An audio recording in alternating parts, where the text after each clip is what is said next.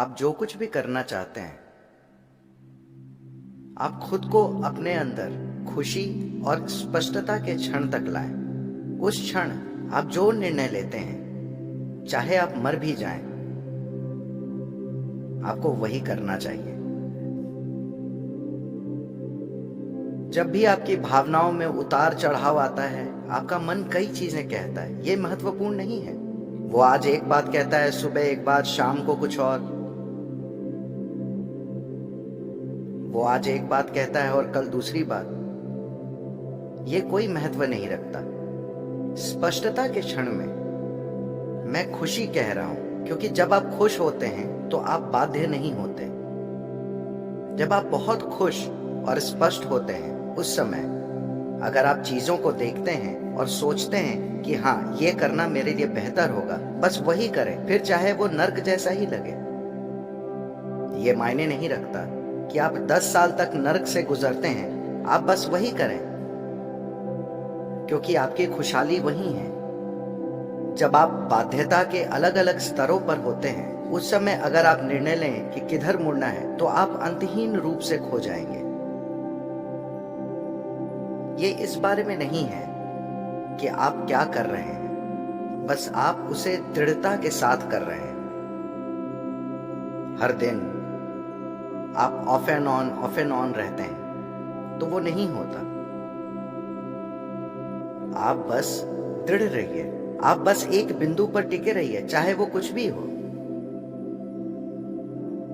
अगर आप कसाई बनना चाहते हैं तो कसाई बनने पर अटल रहिए, ये खुल जाएगा।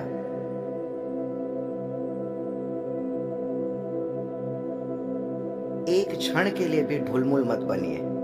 आपने स्पष्टता और खुशी के क्षण में जो निर्णय लिया है, बस उस पर टिके रहिए, जरा सा भी हिले डुले बिना। उससे आपको कोई वंचित नहीं कर सकता। हर दिन जब आपके विचार और भावनाएं इधर उधर उड़ते रहते हैं, आप अपना मन बदलते रहते हैं,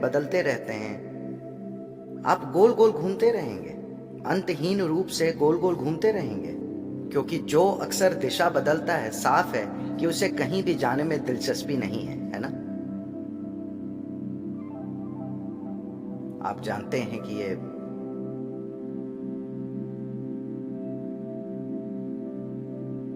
ये दुनिया गोल है, इसलिए आप किस दिशा में जाते हैं ये मायने नहीं रखता। जब तक कि आप दिशा बदले बिना चलते रहते हैं, आप सफर को पूरा करेंगे, है ना? आप यात्रा पूरी करेंगे, है ना? अगर आप अपनी दिशा बदलते हैं तो ये आपको एक अनंत, हमेशा खोए रहने की एक अंतहीन स्थिति में डाल देगा।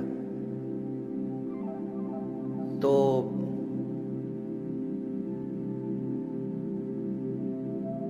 अगर आप वहां होना चाहते हैं, वहां रहिए, कोई समस्या नहीं है। आप यहां होना चाहते हैं, यहां रहिए। रोज रोज अपना मन मत बदलिए, सुबह एक ओर, शाम को दूसरी ओर। आप अपने लिए और अपने आसपास हर किसी के लिए एक यातना है। जो लगातार अपना मन बदलता रहता है, वे अपने और अपने आसपास हर किसी के लिए एक यातना है ना?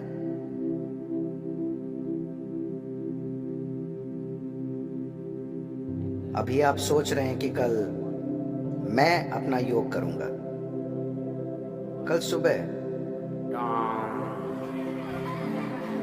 at 5 o'clock in the morning. सुबह 5 बजे सुनते हैं।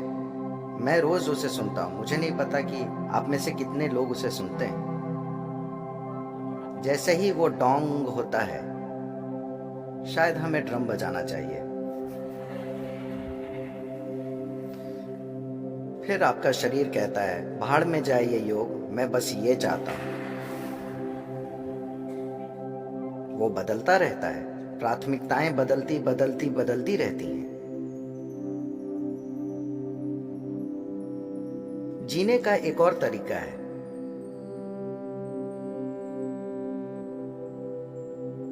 जहां आपके जीवन की सबसे बड़ी खुशियां, आपके जीवन के सबसे बड़े सुख ऐसे लगेंगे जैसे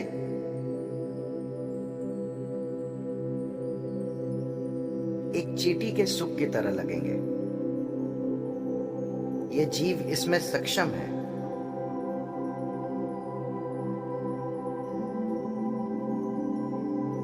जब बात शरीर और दिमाग की आती है तो हम सभी अलग रूप में सक्षम हैं। दो शरीर बराबर सक्षम नहीं होते, न ही दो दिमाग बराबर सक्षम होते हैं। लेकिन जब इस जीव की बात आती है तो हर जीव बराबर सक्षम है।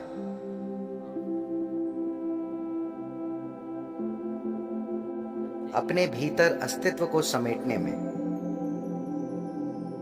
वैज्ञानिक कहते हैं कि यह लगातार फैल रहा है, उसे कैसे समेटना है, यही सारी सुंदरता है।